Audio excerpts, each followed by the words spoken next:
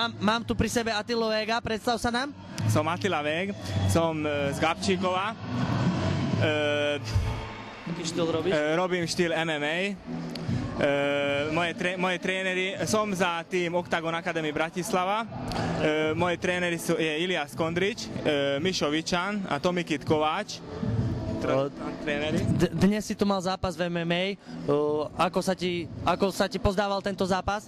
Podľa mňa mi to podarilo, ale mal som to tak, že najprv mám súpera ako Čecha a potom mi to vymenili na Litovca, takže nevedel som o ňom nič, akože čo vie, aký štýl má, takže išiel som akože bojovať.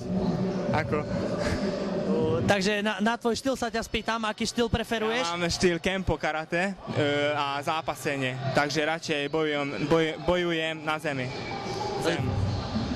Chcem sa spýtať na tvoje najväčšie úspechy v doterajšej kariére? Môj najväčší úspech bol, keď som zvíťazil v Maďarsku Showtime. To je najväčšia gala večera v Európe. A super môj, podľa mňa, Ľuboš Šuda, Pitbull, to som zvíťazil. Dnes aj tu boxoval, ako sa ti páčil Pitbull dnes? Šikovný, podľa mňa šikovný, podľa mňa ten K1 ide mu lepšie ako MMA. Ďalšie tvoje nejaké vystúpenia, ktoré budeš mať? Ja akože skoro každý mesiac mám zápas, teraz najbližšie budem mať 28. v Maďarsku, bude Super GP 3.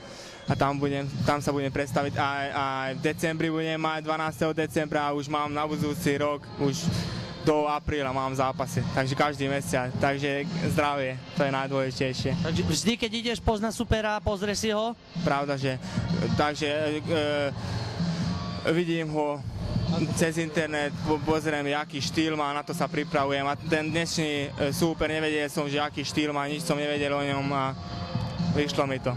Najhoršie tvoje zranenia v kariére, ako sa cítiš teraz zdravotne? Teraz sa cítim veľmi dobre, teraz sa len zaoberám s týmto, ani nerobím, len trénujem a som zdravý a ešte také zranenie som nemal. Chvála Bohu. Díky moc. A ja ďakujem. No, výborné.